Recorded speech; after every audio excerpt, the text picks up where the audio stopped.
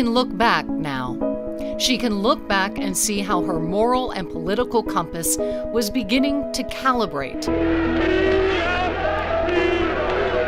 During her childhood, during her tender years in the segregated South in the 1950s and 60s, Cynthia Tucker, born and reared in Monroeville, Alabama, the same hometown, she is proud to say, as another writer, author Harper Lee, "It was a sin to kill a mockingbird," who modeled much of To Kill a Mockingbird on her own experiences growing up in Monroeville. But while Lee employed fiction as rays of sunlight exposing the problems and truths of her time, Cynthia Tucker, graduate of Auburn University and a newly minted journalist, quickly discovered the powers of commentary, editorial writing. She mastered them so effectively that before she reached the age of 30, the Atlanta Journal appointed her columnist and editorial writer.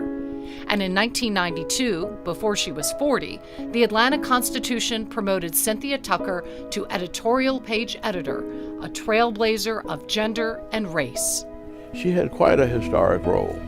With all the praise, prestige, and headaches that would come with it. Because everybody black expected her to support everything black, no matter what it was.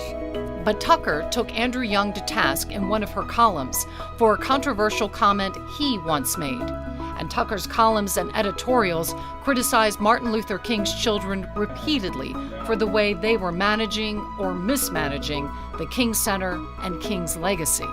She never lacked courage, and she never lacked talent in articulating her understanding. When we talk about the civil rights movement, Tucker's moral and political compass guiding her to her liberal, progressive worldview in her columns and on-air commentaries.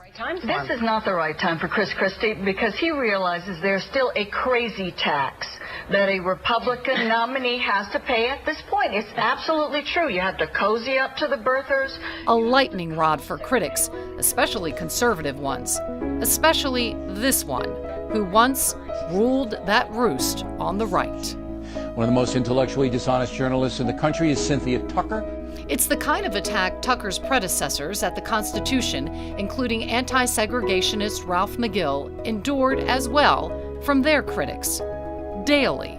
When you're honest, when you're truthful and courageous, you're going to be out front. And when you're out front, somebody's always going to be kicking you in the behind.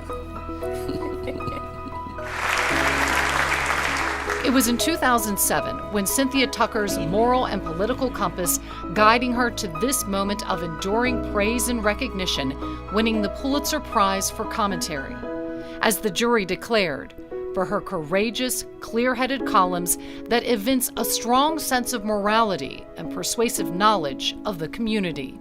Tucker's AJC colleague, conservative Jim Wooten, remembers the power of Tucker columns for holding politicians accountable.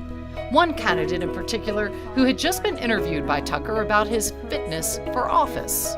This guy, you could just tell how nervous he was.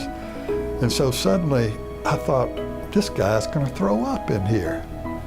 And sure enough, that's what he did. She was passionate about what she wrote and what she believed in, as was I. I don't think there will be anybody coming by soon who has the kind of clout and authority that Cynthia did when she was in that job. Cynthia Tucker, 2017 inductee, Atlanta Press Club Hall of Fame.